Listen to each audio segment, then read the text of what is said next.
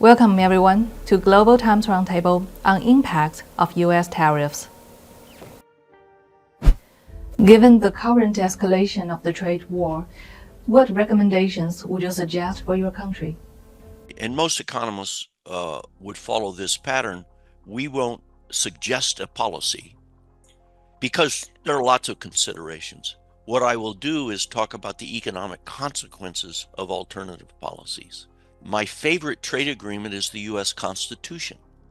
More than 200 years ago, we wrote into the founding documents of the United States that we would have free trade between states, and it's a big part of causing the U.S. to become rich.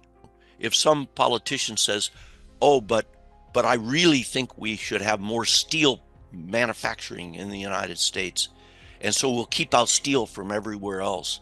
People will have to manufacture steel here in the United States.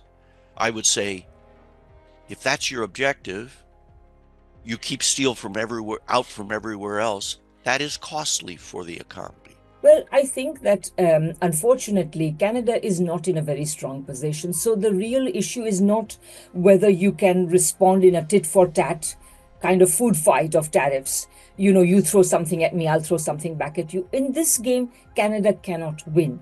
Canada can only win by restructuring its trade. So for Canada and Mexico, the long-term strategy must be to restructure their trade, to reduce their reliance on the United States. Because at the end of the day, you are harming your own people. You are increasing inflation in your own country. What Canadians have to do is prepare to so there are three things I would say. What Canadians have to do is prepare to protect the most vulnerable parts of the economy, the most vulnerable sections of the population, while restructuring trade.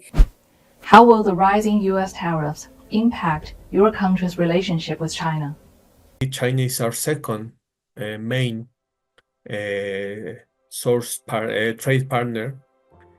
Is a very important source of many goods that we consume and we re-export in Mexico.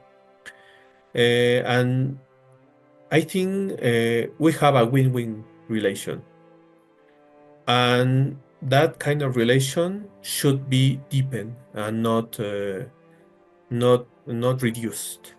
Strengthening relationships with China is, to me, a no-brainer, as they say. You know, it's the logical thing to do.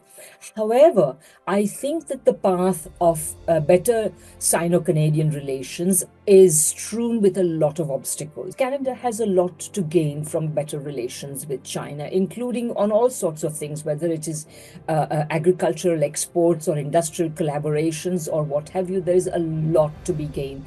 And I think that the path to that can only be clear once this destructive dynamic is interrupted, and one hopes that it will be in the near future.